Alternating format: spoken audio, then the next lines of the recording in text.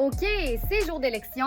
C'est aujourd'hui que les Canadiens vont voter pour choisir leur prochain Parlement. Pas besoin de vous dire que ça va être une très grosse journée ici à la tribune. Je vous emmène avec moi dans les coulisses de notre travail journalistique pour vous montrer ça ressemble à quoi une journée comme celle-là dans un média. Là, il est 9h, les bureaux de vote ouvrent dans 30 minutes au Québec et vont rester ouverts jusqu'à 21h30 ce soir. Et c'est justement la première chose qu'on va couvrir aujourd'hui. Allez, c'est parti! On s'en va au bureau de vote? Ouais, on y va. Alors, on s'en va recueillir un peu l'avis des gens au bureau de vote, voir le taux de participation. Il est juste 9h26, les bureaux sont même pas encore ouverts officiellement, puis il y a déjà une pas pire file. Pourquoi c'est important pour toi de voter aujourd'hui? Parce que ça va mal. On a ce droit-là, puis c'est important de l'utiliser.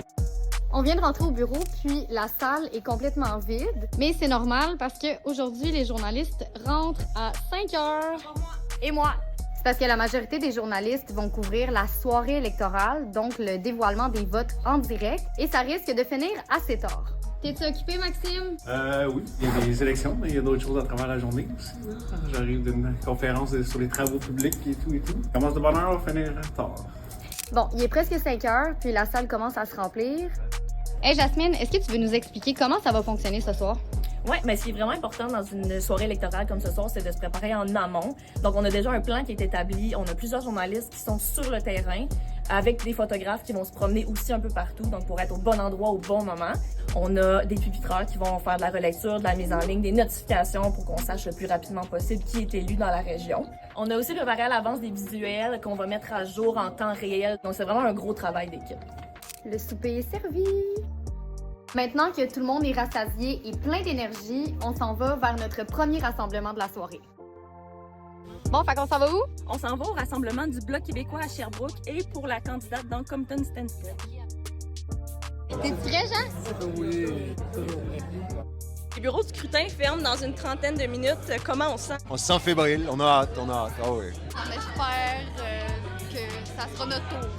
Alors, il est 9h30, on vient tout juste de passer une étape importante. Les premières boîtes au Québec vont commencer à sortir.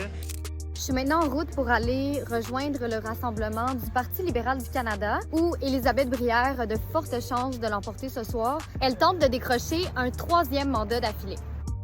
Alors, 22h11, on a eu le fameux « si la tendance se maintient », ce sera un gouvernement libéral. Élisabeth Brière vient d'être réélue dans Sherbrooke. On va protéger la démocratie, on va protéger notre économie.